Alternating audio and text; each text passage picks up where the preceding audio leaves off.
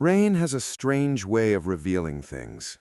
Broken roads, hidden fears, forgotten memories. That evening, as thunder rolled across the sky and the city lights blurred behind sheets of water, I never expected a stranger to change the course of my life. But that's exactly what happened. Before we begin, if you enjoy emotional stories like this, don't forget to subscribe and comment where you're listening from. Now, let's continue. I was closing my small bookstore for the night, flipping the wooden sign to closed, when I saw her, standing across the street under a flickering street lamp. A young woman in a bright yellow raincoat, soaked from head to toe, holding a suitcase far too heavy for her frame. She wasn't moving. She wasn't calling for help. She was just standing. Something about her stillness felt wrong. People moved around her without looking.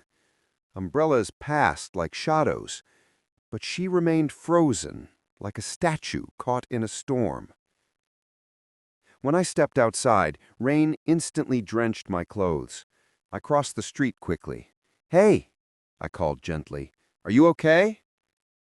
Her head lifted slowly. She had the kind of eyes that looked like they'd cried too much for too long. Her lips trembled. Do you know where the bus station is?" she asked. Her voice was small, fractured. "It closed an hour ago.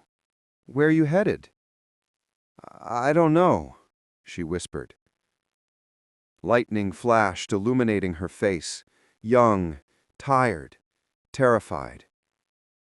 I glanced around. It wasn't safe for anyone to be wandering alone this late, especially in a storm like this.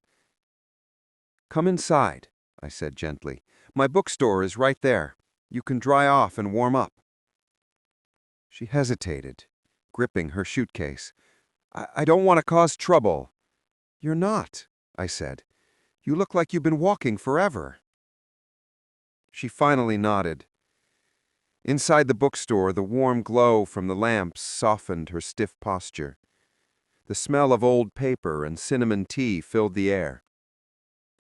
"You can put your suitcase there," I said, pointing near the counter. She set it down with visible effort and sank into a chair.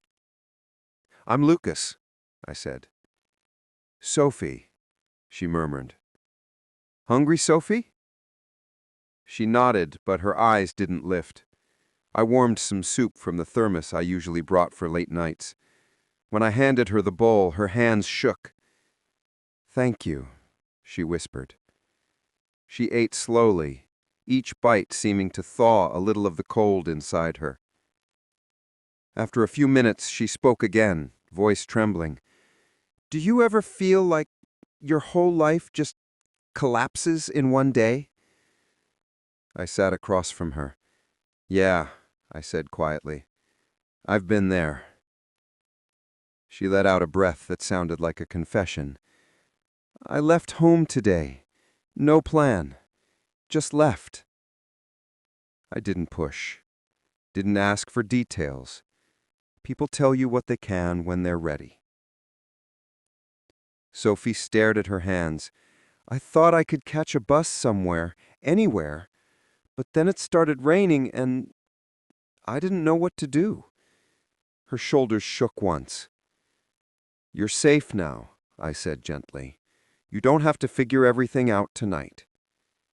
She blinked away tears. "Why are you being so kind?" "Because someone was kind to me once when I didn't deserve it. I'm just passing it on." She swallowed hard. Thunder rumbled outside. The storm wasn't letting up. "Do you have anywhere to stay tonight?" I asked. She shook her head. "No, I left with whatever I could fit in my suitcase." I eyed the soaked suitcase. It looked like it barely held anything at all. "You can stay here," I said softly. "I have a small loft upstairs. Just a couch and some blankets, but it's warm." She hesitated again, fear battling exhaustion. I don't want to be a burden. You're not, I said firmly. Everyone needs help sometimes. She finally nodded, tears slipping down her cheeks, hidden by the shadows of the bookstore shelves. After she finished eating, I gave her a towel and an old hoodie I kept in the shop. She disappeared into the bathroom to change. When she returned, she looked smaller, younger, almost like a lost child. I guided her to the loft and gave her the blankets. If you need anything, I said, I'll be downstairs. Lucas? She said suddenly. Yes? Thank you. Really? Thank you. I managed a small smile. Get some rest. She slept almost immediately. Downstairs, I sat behind the counter, listening to the rain hammer on the windows.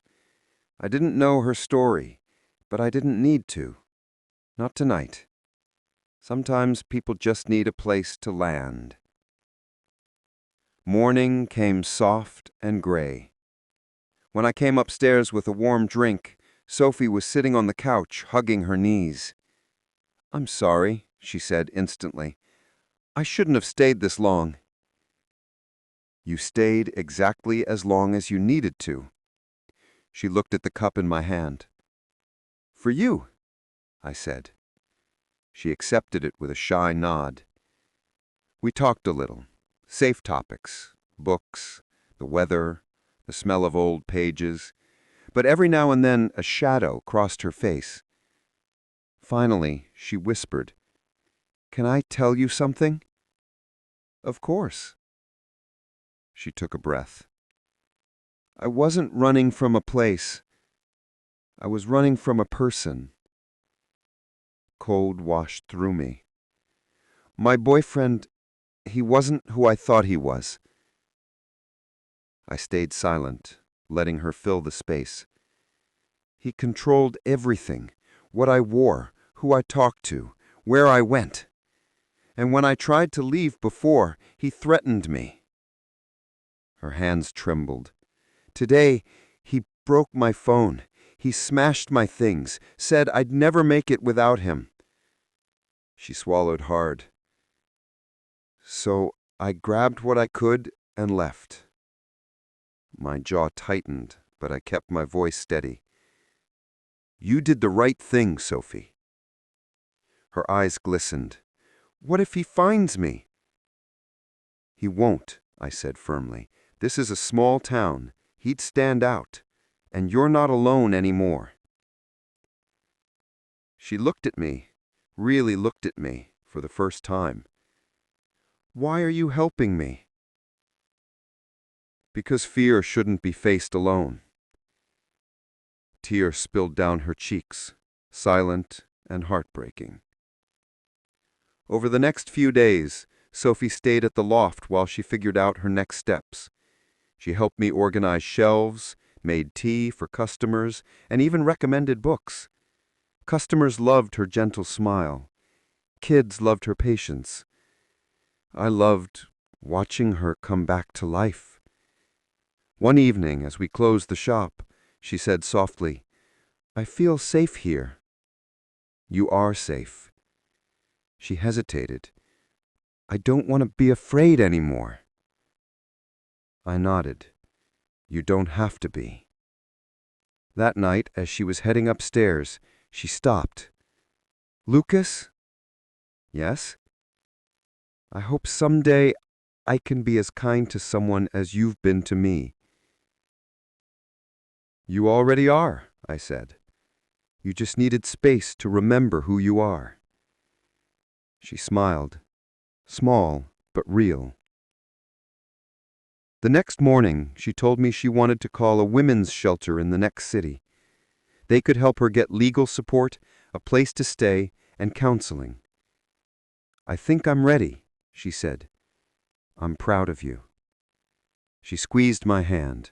I wouldn't have gotten this far without you. We packed her suitcase, properly this time, and walked toward the bus station together. The rain had stopped. For the first time in days, the sky was clear. When the bus arrived, she turned to me. "I'll come back," she promised softly. "I'll be here," I said. She stepped onto the bus, and when it pulled away, she waved through the window. And just like that, she was gone. But 2 months later, on a sunny morning, the bell above my door chimed. I looked up. There she was, yellow raincoat, same warm eyes, but stronger, lighter. "Lucas," she said, smiling, "I told you I'd come back." I smiled too.